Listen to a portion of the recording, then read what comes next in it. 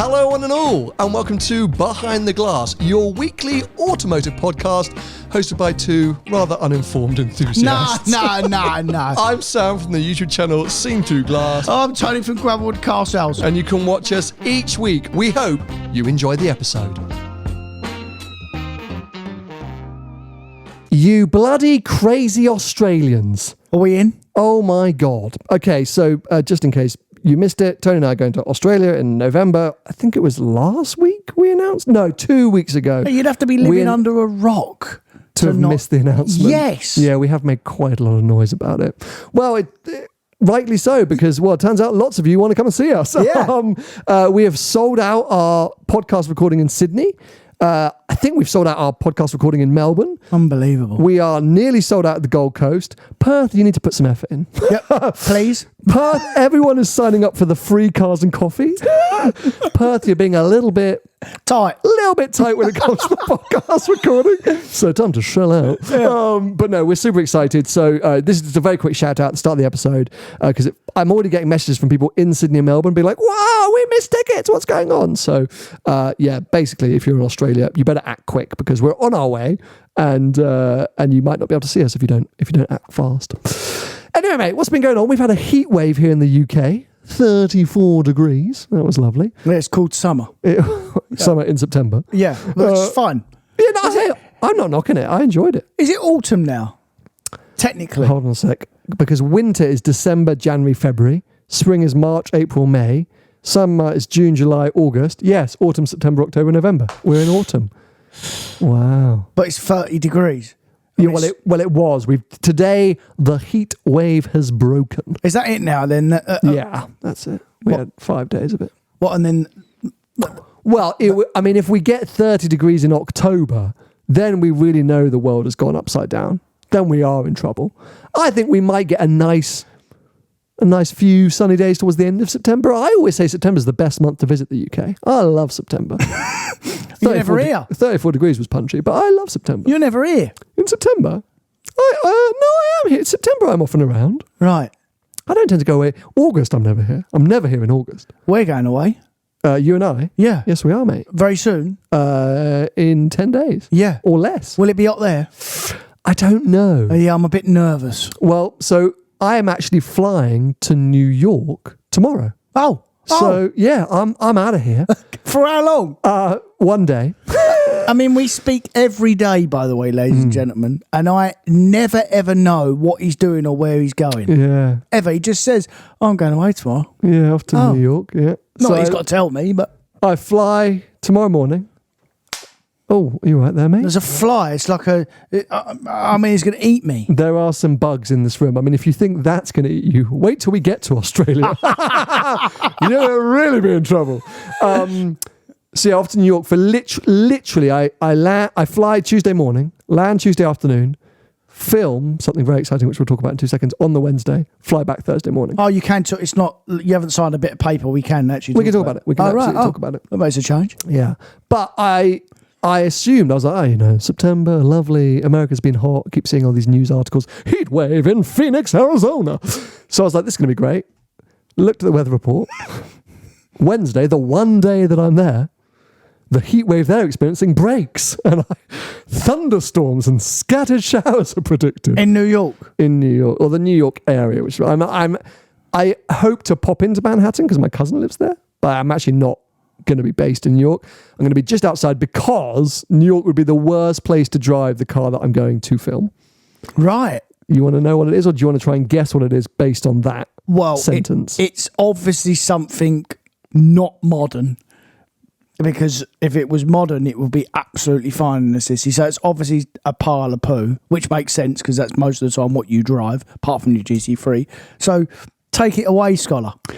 Well, what do you classify as modern? 2023.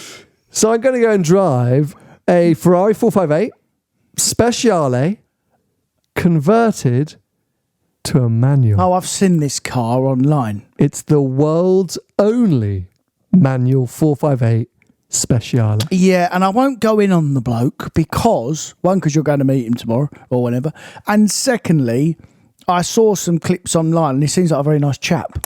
he seems like the nicest chap in the world, I got to be honest. And also, you'll like him because the guy's a proper driver. Is he? Oh my God, like full-on race car driver. Oh yeah. Like legitimate race car driver. Him. Yeah. And look, I'm going to explain a lot more. I'm hoping the video will come out this Sunday. It's going to be a real fly-in. Achieve leave is the saying I like to do. Get there, film the video and publish it a few days later. So you'll learn a lot more. I will learn a lot more because I'm a bit like how and why. I mean, I do know some of the answers to that, but I'm a bit like the why element, even though it's kind of been explained to me, I'm still like, but why? Because, hey, I'm a manual gearbox fan. I love a manual. Most cars that give you the option, I would choose the manual. Most cars. There wasn't the option with the 450 Speciale from factory. For a reason. And maybe for a reason. I mean, let's wait and see. You know, it's very cliched of me to sit here on the podcast, slate a car, then go and drive it and go, oh my God, it's actually amazing.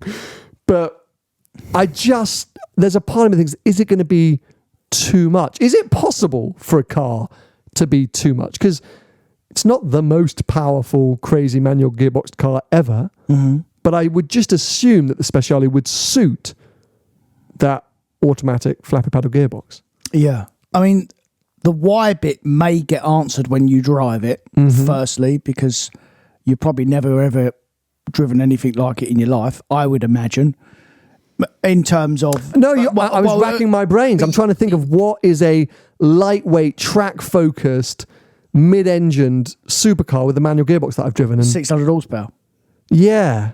No, someone will tell me, but anyway, continue your point. Your GT3 would be half a comparison, but 100 horsepower less and not mid-engine. It's rear-engined.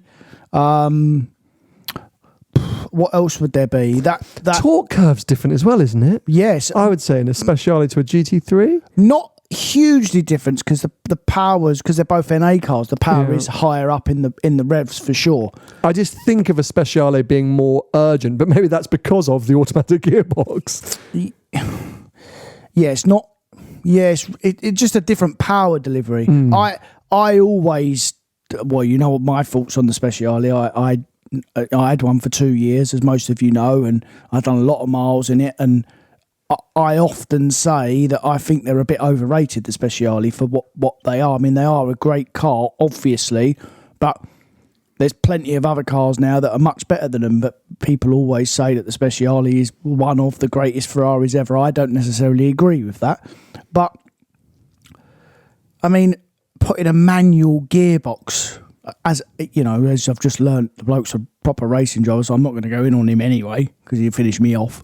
And I saw the clip, and he seems like a nice chap. So I'm going to keep my opinions reserved until you do a good job and go and film it, and I'll comment then. Oh well, I'll send you some voice notes before the video goes live. Don't worry, you'll probably be the first person I send voice notes to. But no, I'm super intrigued and excited. I want to love it, and I think I probably will.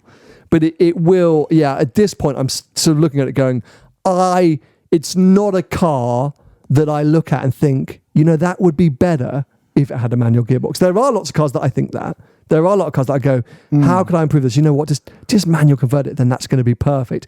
But the Speciale, I just think ultimate track performance, the era that it was in, the feeling and the style of changing gears with those carbon paddles, just everything about it, I think it suits that gearbox that it came with from factory. Yeah, I agree. I can't imagine what it feels like to drive. I mean, I'd hate it. I drove a manual LP640, so that's not a million miles away. It's obviously huge, size-wise, but in terms of power, layout, everything, that's kind of a little bit closer, I guess. I've got one. What about did I drive? I don't know whether you drove it. What about the last of the manual Gallardos with the big V10s in them at 550 horsepower, whatever they were? I drove a manual Mark 1 Superleggera, but I don't think I drove a later one because I drove that crazy twin, or was it supercharged or twin turbo, the DDE Supertrofect, that was auto box. Yeah, I mean, obviously then you got like F40s and things like, Anyway, let's wait and see. It's not going to be bad. Like there's going to be nothing bad about it. But I just wonder whether it will be. There is so much going on in a special Harley to be putting your foot on the clutch and changing gear. Honestly, that's what I mean. Like it's a lot. It's a lot going on in that car. In a great way. Like that's why that's why a lot of people love it. But yeah, not for me. If you took that concept though, or that premise of, because clearly I was going to say clearly they've done it. I say clearly they've done it because they want that engagement of a manual gearbox in that car. It's not the only reason they've done it. I say I don't want to say too much until I had a chat with them and we've made the video. But are there cars that you could think of if you went, if it just had that, it would be perfect? I.e. an Enzo. I doubt you want to put a manual gearbox in an Enzo, but what if I told you we could put a 458 gearbox in an Enzo? No, an Enzo is a bad example for me because an Enzo is one of my dream cars because it is terrible. Because it's so crap. Because it's so bad. If you put a proper gearbox... Relatively bad, by the way. Yeah, relatively. Yeah, we should clarify. Compared to modern cars, it's so bad. No, but compared to Fiesta... Oh. Do you know what I mean? Yeah. So relatively. Modern hypercars then. Yeah. Let's yeah. Shall we? Yeah. Modern $3 million cars. Yeah. So I think that would be a bad move, but put a proper gearbox in the Gordon Murray car. There you go. How about that? Yeah. That has riled me right up. What? Yeah. No. You mean a proper gearbox by an automatic? Yeah, put a proper... I think that car's then pointless. And look... Oh, it's pointless now. No. You know, I've been the first to bash that car. And we have bashed that car. And I'm not really going to budge on that point. But okay. I think its only selling point is that... No, only selling point. God, that's aggressive. For me, the most attractive thing about the car is the gearbox and the engine. For me. The most attractive part of it for me is that it's a few £1,000,000 and I can't afford it. So that's good enough for me. That's the most unattractive part. No, so well then you're just taking the piss. Think seriously for a second. Think of a car that you love. Got one. Go on. Aventador. Okay, with a double clutch gearbox. Yep. Yeah, you're right. Well, that's the Revuelto for you, isn't it? Yeah. I think that's a really interesting one because Aventador will not change that much in its character, but it just will improve its fast driving abilities. You still want a bit of that kick though, because it's kind of the theatre of an Aventador. Sure it has. But sure it's got that. It's just that it holds it back, doesn't it? Because there's plenty of cars that you would do manual conversions in. Alfa Romeo 8C. People do them with the M3 CSL all the time. CLK Black series. There's lots of cars that go, manual conversion is easy. But I think the opposite is more interesting. Now, I'll be the idiot here. Why don't we see, or why can't you bring a moderner gearbox into an older car? Do you know what I mean? So why couldn't you put a dual clutch in an Aventador? I know the answer to that one. But do you know what I mean? Like, why couldn't you put a Ferrari 458 gearbox 360 Challenge Stradale? Well, ask your mate. Yeah, hey, he's the one to do it, clearly. But I'm Could guessing it be done?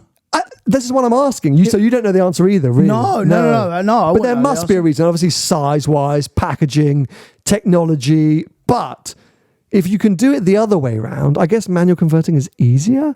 I don't know, because we don't see it happen, so it must be very difficult and very expensive. I think it's safer in a manual gearbox. To do a manual conversion is safer than trying to do a...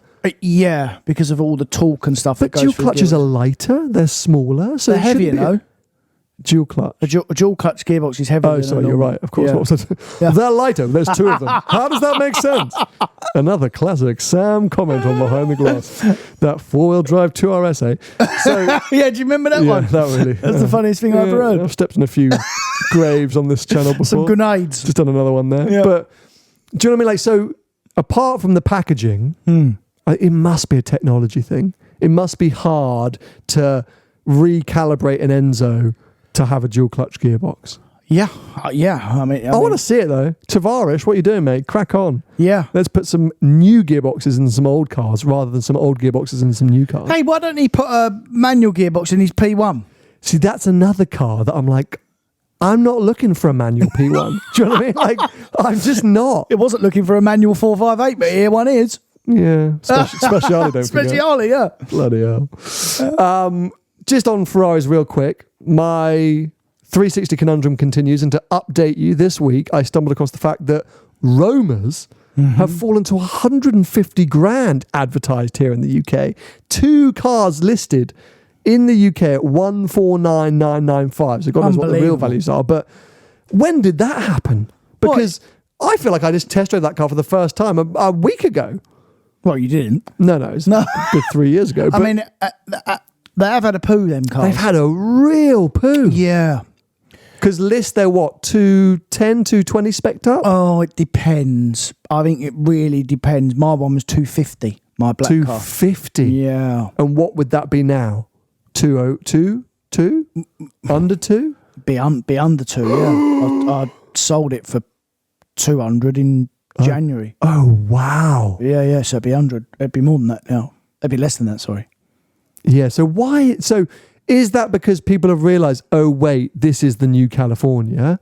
Or they were overpriced to begin with? Like, why have they taken a... It's not overpriced, mate. I mean, they're cheaper. I mean, a Ferrari cheaper than the Porsche competitor. It's a Turbo S rival. It's cheaper. On the used market? Yes. Yeah. Yeah. Why? You can't get a Turbo S for 150. No. So why have Roman, like, you might what be a able car. to, actually. You might be able to, but it'd be an older car. I was sitting at home in my Pants? in my pants, doing my repetitive evening activity once the baby's asleep and Auto Trader. Vicky's cooking the food. Yeah, Auto Trader. Don't you cook the food? We take it in turns because people always think it's like, oh, it's just an ad. HelloFresh, we're obsessed with HelloFresh. And they're super easy to cook, so we take it in turns.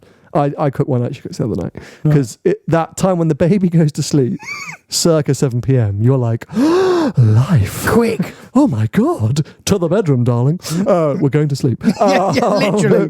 But obviously, it's the first time in the day that you really get to kind of just have 5 minutes to yourself. So that's why we take it in turns, so that someone can basically be on their phone or watch a show they want to watch or just do whatever. So we take it.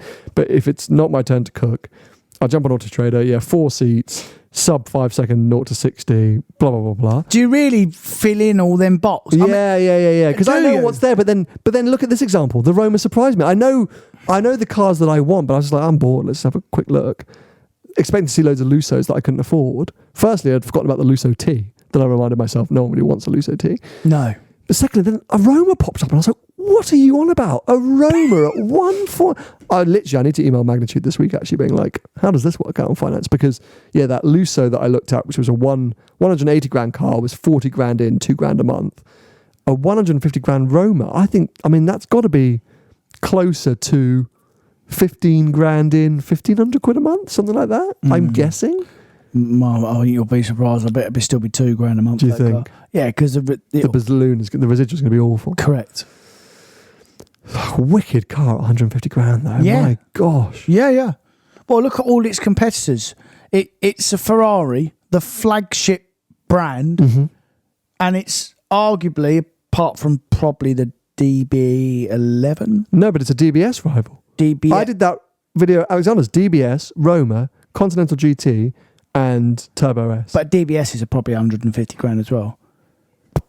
But the Bentley and the Turbo S. You're right. For an early DBS, you're right. Yeah. The Bentley and the Turbo S are stronger. Yeah. That's insane, isn't it? And arguably more of them. Bloody hell. Because it shows the power of the brands. What's happened to Ferrari and the Roma? Nothing's happened, but Ferrari customers don't want a Roma, obviously. Andrew made a good point, actually. And next week, obviously, is the live event at Alexander's. And we're going to get Andrew on. We're going to do a bit of a head-to-head Porsche, Lambo, Ferrari head-to-head. Oh, this is going to be an argument. A huge argument. We probably won't get invited back for the December event. But anyway, he made the good point that he thinks a lot of people ended up with Romas because they wanted a Pura Sangue allocation, or they wanted an SF90 Stradale XX allocation, or a 296 Speciale variant. So people just bought Romas and they're just now flogging them. That's why the market's been flooded, and that's why Which might be a good point. And you got the convertible one now that all the Ferrari dealers are probably leaning on the customers so they get a different car as well. Be interesting to see what that convertible version's like. I hope a video will come soon on that. Okay, good. Hint, hint, wink. I think legally I'm not allowed to say more. Not allowed to say anything. No, but I've seen that. Actually, I can say that I have seen that Roma spiders are being driven somewhere in Italy by media. So, how exciting! Watch this space. Bloody Ferrari lawyers. Anyway, mate. So that's what I've been up to. What have you been up to? Well, not a great deal. Same old for me. Yeah. Keep going. Shopping. Bashing around at work. Shopping. Eating. Life is life. Life is life. Cars coming and going. You had some nice stuff. Cars coming and going. Yeah. But just been okay. No juicy bits in stock. Nothing. Not really. No. I'm trying to follow the market, so I'm not buying big Larry stuff and keeping the stock under 100 grand. So, okay. What's the steal in stock right now? What's the one that everyone should go and run and buy from you immediately? Oh, all of them. Yeah. There's no. I mean, that's not true. There's a few cars definitely overpriced. That's actually not true. Yeah. Because I was just joking. Because I'm an internet business, mate. I can't. But I can tell you a bit of a tip at the moment, by the way, for consumers. I've noticed over the last few months a lot more people paying cash for cars than they are financing them. Really? Yeah. Because of interest rates.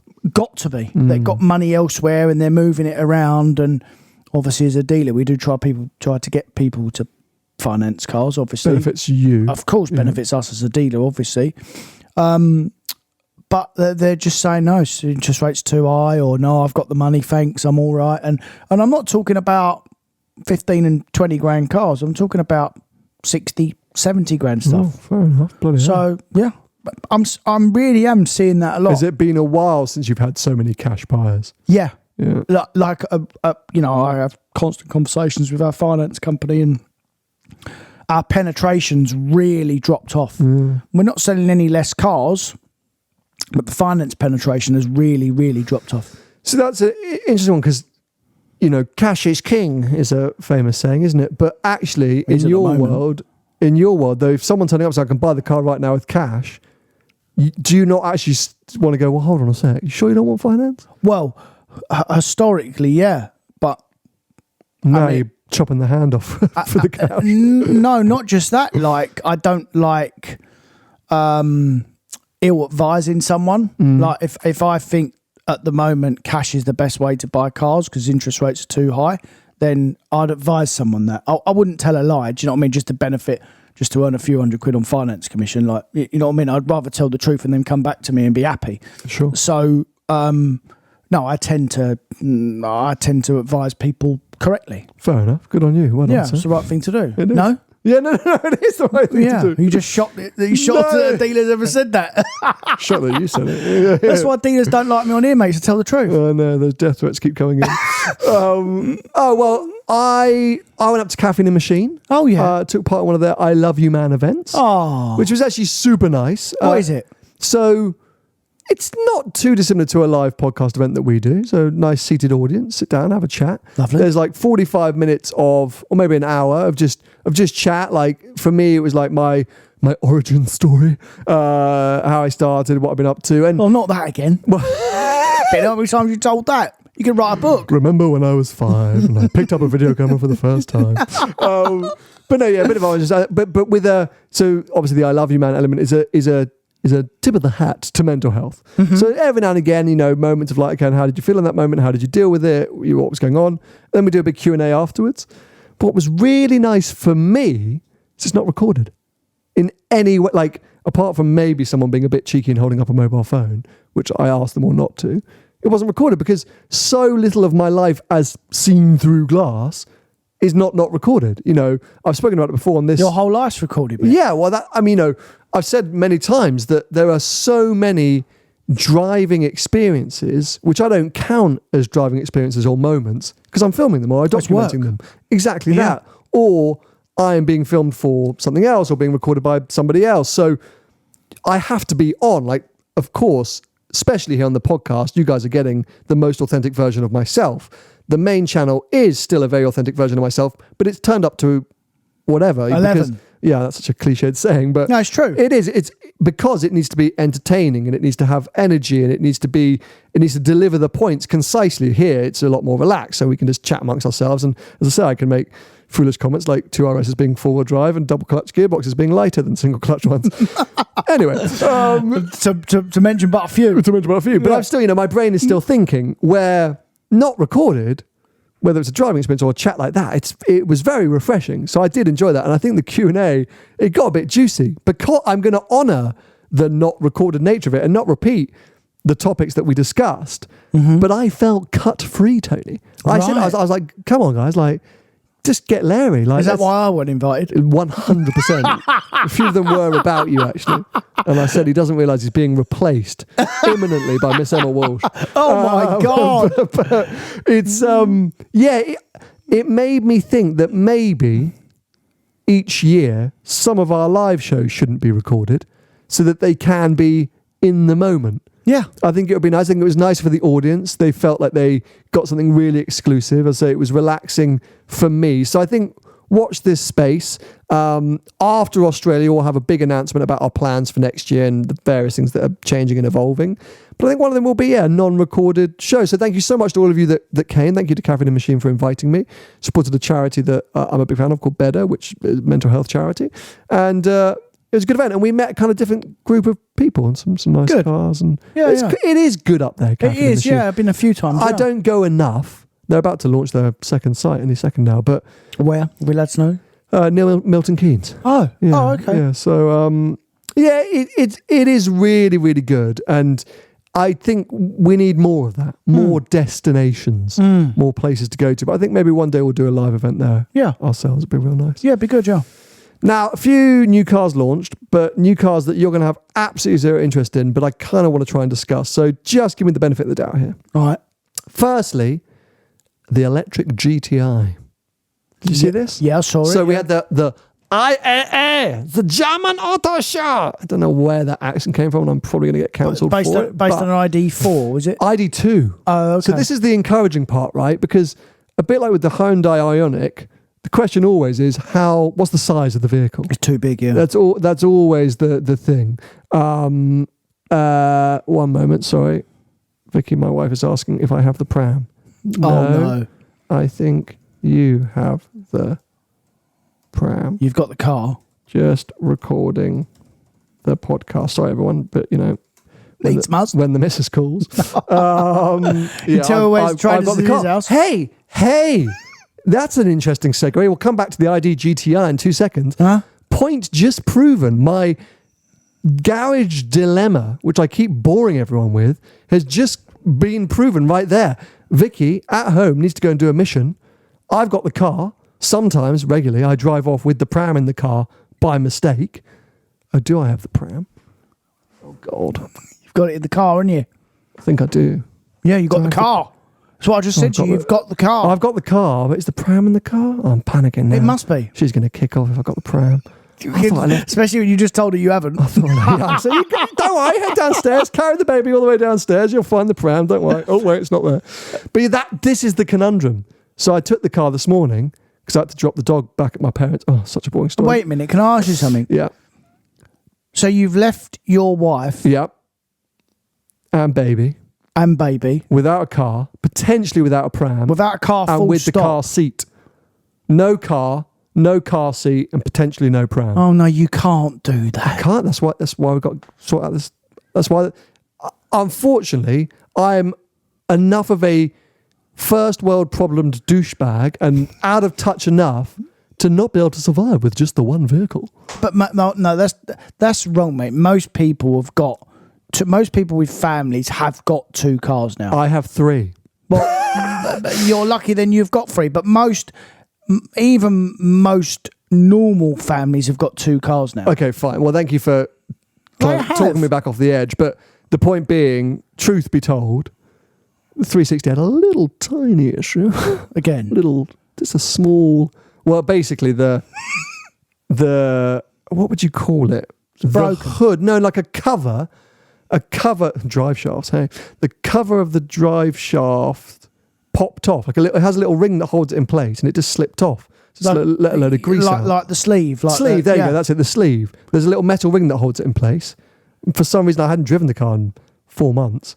Drove it, gave a big puff of acceleration. Obviously, just put too much, I guess, movement through the drive shaft.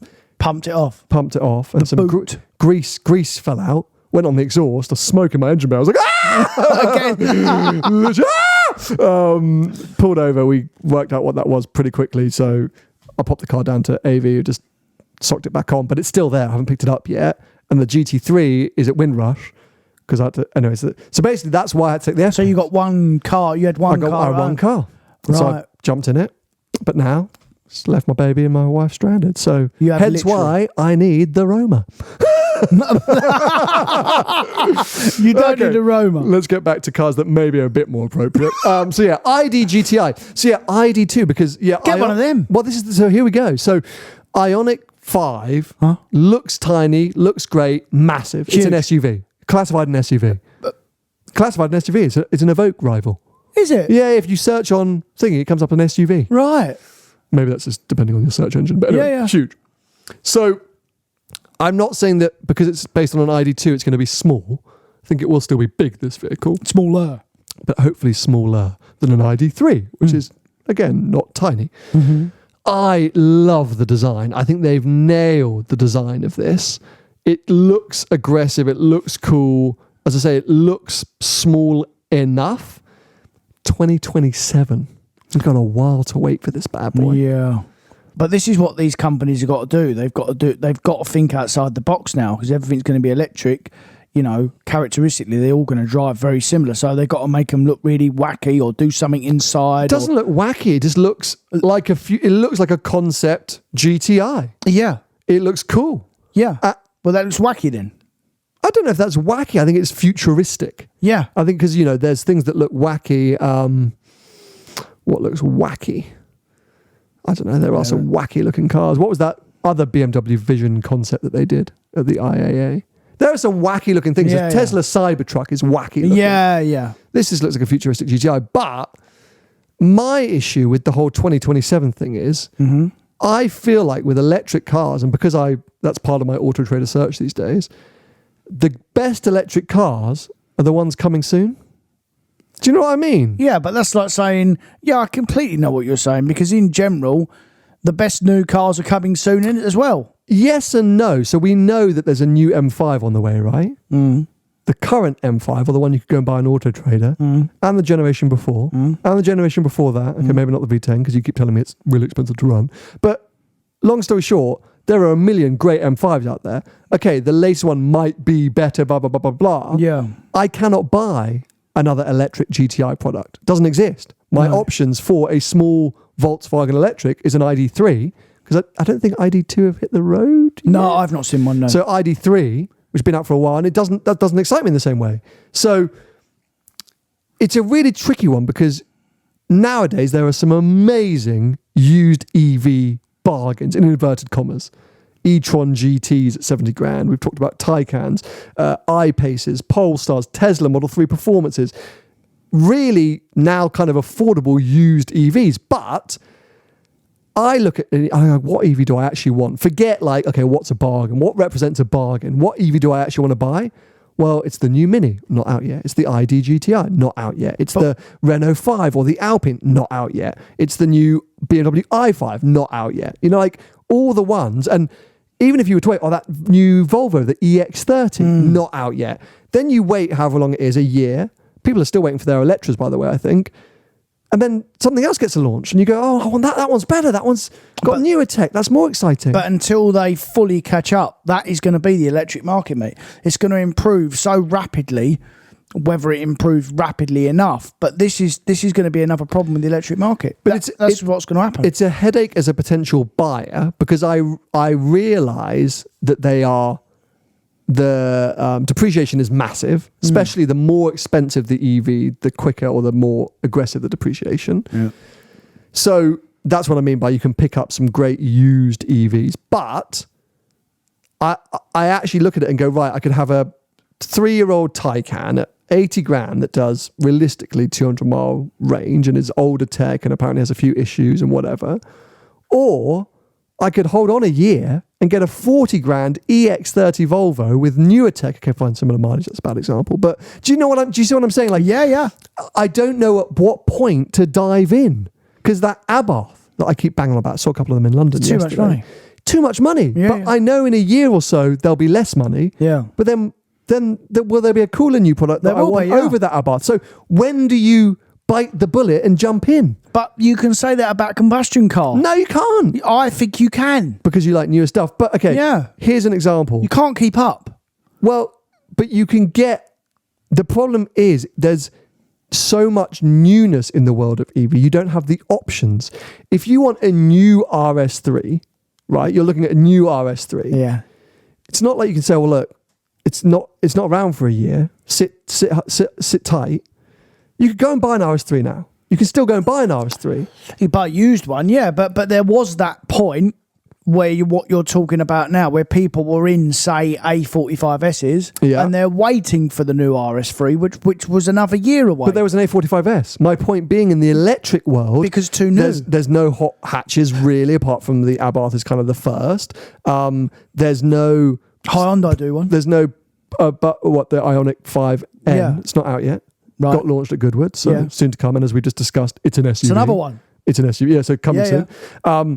There's no real plus 350 mile range cars yet, but we know that they're basically coming. Tesla Model 3 just unveiled their thing with that coming soon. So everything's coming. So depending on what segment, it's just really hard to know. Like, when do I go, that's the move? Do I get a half price Audi e-tron GT and think, well, that's wicked. I've just got a car that was 120 grand and I've just picked it up for 65, winning. Yeah. And suck it up. Or do I go, or do I wait a year for an EX30 or a Mini country? It's so overwhelming. But just buy a combustion car if it's a stopgap for now. You won't lose your conkers. Why do you have to go and buy an EV? You've got so much choice out there. Because I want to experience the EV world. Well, you've got plenty of time to do that. Maybe, yeah, okay. Well, interesting point, actually. Yeah. Why do you have to experience it right now when the product's not there that you want? Just go and buy the product you want. They do that in a combustion. And wait for the product I want to turn up. Yes. Which could be that new other Lotus. Hello. Oh, no. Oh, so here we go. Everyone knows How much is that? Everyone knows I love the Electra. This is the Emeya. And what is that? Is that a sports car? It's a Taycan rival. It's a saloon. Sports saloon. Right. 100 grand. So good. That'll be worth 50 at some point. Yes. That's the other scary thing. All the good new ones are really expensive, and you know they're going to poo themselves. Of course. It's really, it's like, what do I do? That will not change anytime soon, by the way. So really, the big, expensive EVs are just bad news, unless you're a business owner. Or, I mean, most EVs are bad news, full stop. No, disagree. Well, no. Hold on a minute. Even if you bought a 40 grand EV, the bottom end has fallen out as that. I was going to swear then, but that's fallen out of it as well. It's the same thing. But I think there's actually, because Mel from Podium had that Honda E and she was a negative equity from like day one. Of course. Sorry, Mel. I can tell, like a Tesla Model 3 that were 50 or 60 grand. Yeah, they're 30. That's what you see them at. I can't tell you the prices that I see them at sometimes. It's like it might be 20 grand, some of them. Yeah, it's actually a really good point that you just said. If the EVs that I actually want are a year away, then I should just wait for the EVs that I want. Just buy the combustion car, and you can have the car you want in a combustion car. Who cares? What do you want an EV for now? Anyway, I want an EV. All right. Well, I'm a man of the future, Tony. I'm a different generation to you. That is a problem as well, by the way. Yeah. You just don't get it, man. You don't know how to turn your phone on. You're a computer generation. Yeah, 100%. It's quite terrifying. I missed it to see my daughter.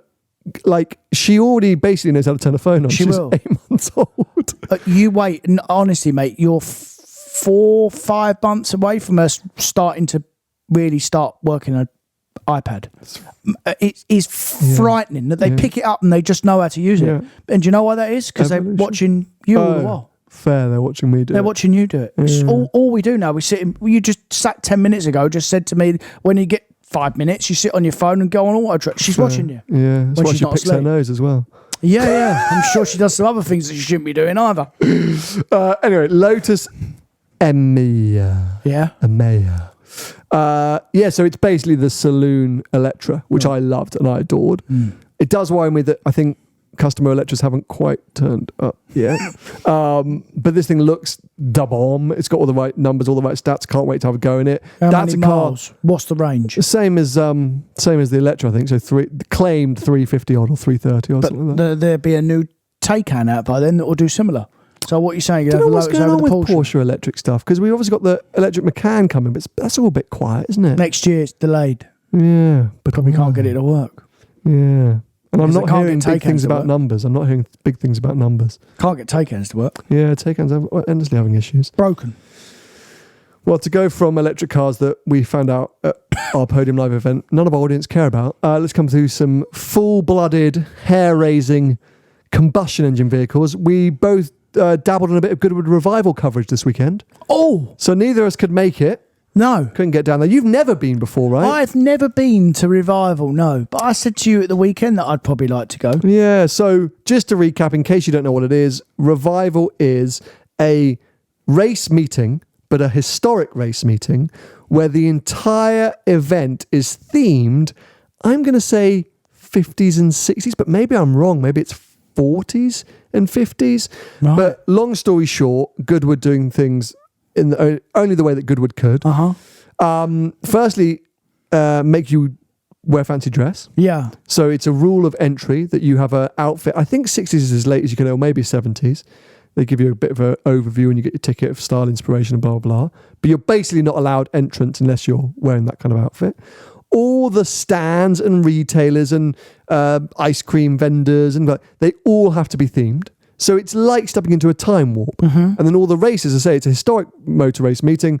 So you've got everything from, of course, most famously, Ferrari 250s and Jaguar E-types and AC Cobras, through to, I don't know what, old Can-Am cars, old Porsche race cars, old Formula One cars. This is proper racing. Now, there's a little bit of controversy as to whether the cars are full replicas or real or whatever, but long story short, they're supposed to all be real cars. And so you're seeing really a bygone era with proper racing drivers going full speed, flat out, absolute insanity. Yeah. Everyone's dressed up. It's an amazing, amazing event. Very noisy.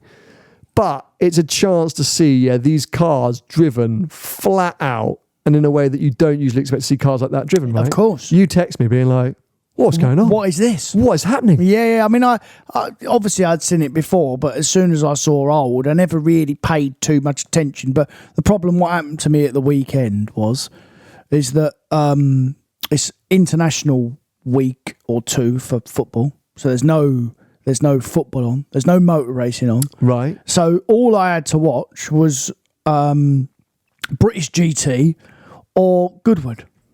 That was it. So there was motor racing on, just no Formula One. That's what I'm saying. And I watched a bit of IndyCar as well. There was something else going on. Oh, was it at Laguna Seca this weekend? Yeah. Yeah, what a track. Who won? Don't know. You didn't. I only watched the qualifying. Oh, okay. And then, and obviously the US tennis. Yeah. That was on, but I didn't catch that. Didn't catch that. Okay. No. Because you were watching Revival footage. Yeah. So what impressed you the most? Like when you flicked onto it thinking, oh, born old cars. What went, oh my God. Oh, they just go flat out. I mean, they're not going that fast, obviously. But you say this. We worked out that they are, mate. Well, some of them are. Yeah, it depends which class. It depends what class. Some of them are going. But again, compared to a modern car with a proper driver in it, they're not going that fast. What impresses me the most is that they literally go round sideways. All of them go round sideways, because they've got so much roll and silly tyres, and I mean, it's hilarious to watch. That's the bit I like. Well, it's unbelievable car control. It's correct. Like a different way of driving. So you're constantly moving, never in a straight line. The steering wheel's never facing forward. Yeah, always correcting. I mean, the brakes must be non-existent in some of those cars. Terrible. Obviously, Goodwood motorcycle. It's a sort of it's a fast track, isn't it? There's no frightening. One heavy braking. Is it St Mary's? What's the right hander as you at the back of the track? It's probably the only, or two heavy braking. You've got the chicane as well. Oh, sorry, okay, three heavy braking after areas. 11th straight, okay, fine, three heavy braking areas. But fundamentally, it's a lot of fast corners and a lot of straights. So it's a circuit that works for a classic car. Yeah. But my God, I just admire those drivers so much. I'm thinking you are getting every cent that you're being paid or have earned to own this car. But also as well, like we said briefly on messages yesterday, there are some proper drivers that do it, by the way. You know, XF1 drivers, lots of ex-Le Mans drivers, touring car drivers. We know what nut jobs they are. I mean, they've got screw looses, them lads. So it does make for good racing, you know. So and obviously some huge crashes. That's what I like. Is it's not. Sorry, that sounds like I was going to say the crashes are amazing. It's not like enthusiasts out for a pottle in their cars. No. Most owners hire professional drivers to race for them. Professional racing drivers are mental. And they don't care what they're in. No. They're there to win. Yeah. So they go absolutely fine. And you're literally these priceless cars. And they are literally banging wheels, setting each other off into the grass. I say there are some big boffs. Like, it's kind of shocking. And these are terrifying cars to crash in. I mean, Karun Chandok had a big fiery moment in a 250, I think. You know, these are not cars that you want to get into trouble in. No. But they are just visors down, go, go, go. Flat out. Yeah. So it was cool to see. And I think it's one of those events that if you haven't been to, it is a great day out. And I will say it's probably the best event to take your non-petrol head person in your life to. So whoever is like, I don't want to go to that car event with you, I don't want to go to that car event with you, take them to Revival, because they will always find something to enjoy. It's one of those, apart from the fact it's really loud, because the cars are really loud. Yeah. There's so much going on and so much to do that you could almost forget that it was a car event. Yeah, fair. Here's Vicky, let me just see if she said, you've got the pram. Oh, no. No, she says, I need the car. She said, I'm really sorry, I need the car. Please let me know when you're on your way back. There you go. If I had the Lusso or the Roma or the Project 8, I've got to sort my life out. Did you not speak to each other this morning? Yeah, but the difference being, so do you really want to get into the boring nitty gritty of it? Well, Let's do it. No, come on. We're going to explain it all. Yes. Vicky's heading home to see her parents in Bulgaria tomorrow because I'm off to New York. Yeah. She's rented a car while she's there, and she's just checked on the rental website, and they say on the rental website she needs an international driver's license if she has a UK permit. Now, I know that's not true because I've rented a car from there before. It's just like they probably just put it there because they have to put it there. Yeah. You don't need it, whatever. But she's nervous, and she's also aware that, sorry, Bulgarian listeners, but you know this is true. Sometimes Bulgarian administrative clerks can be sticklers for detail, and she could catch the wrong person who's like, where's your international permit? Fair. So she's panicked and gone, I need to go and get one. So I said, fine, you've got to go to the post office. Just take a part, like you can go and get it done. So she wants to go and do that, but she needs the car. So that's why, because initially she was like, I don't need to go out. We'll be fine. And if we do, we'll just go for a walk. But now she needs to go to the post office and quite urgently. Well, she can't go for a walk. You've got the pram as well. I don't think I do have the pram. I was calf winding her and you up. I think I left the pram. God knows. But you don't know. Should we wrap things up? I'm going to get scolded tonight. No, it'll be fine. She's been very polite for now. Yeah. But yeah, anyway. Well, so yeah, Revival's definitely one of those ones to go and check out, and the classics as well. I think that's about it. Anything else that was bubbling up in your mind that you want to discuss this week? I could give you an update on the Porsche suspension. Oh, please. Yes, do. People were a little bit upset with us for making a big deal about that. They think a bleeding shock's not that big a deal. Well, okay, fair enough. Where's your GT3 with a bleeding shock then? What would you do? So, I mean, it's got to be fixed if it's broken. What's the update? So, I mean, I cannot believe I'm about to say this, by the way, because I never ever thought that Porsche as a brand, this would be their protocol. They've wiped it clean. Right. And said, there you go. See how you go. Let me know if it comes back.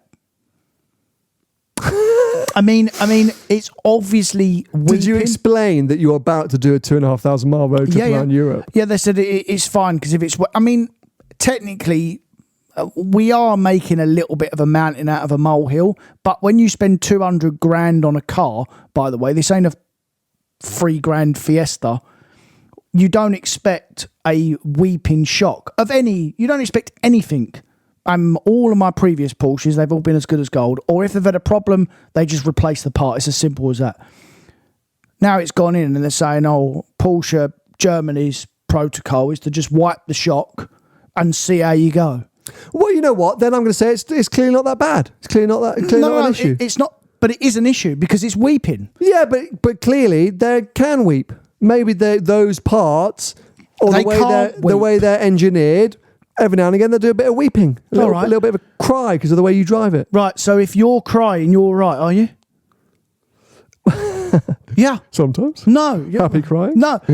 In general, if you're crying, there's something wrong. No, there you go. But if now you take that car, as you're going to, into Europe, down to the Red Bull Ring, go flat out, and the suspension collapses and you go straight on into a tie barrier and die. Don't be like that.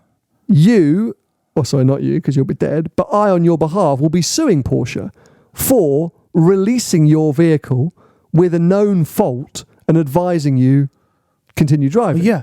So my guesstimation is they are aware of a leaking shock issue on the 992 GT3. And they're happy for me to go flat out. Yeah. Aware that it's not really a big deal or catastrophic, and if it is weeping, it may continue to weep, but it's never going to lead to significant failure, because a corporation like Porsche could never take that risk. No. It's not like he said, like, yeah, all right, mate, have a look, you'll be fine. And you've gone, what? Because, yeah, you'll be fine. You could check with your manager.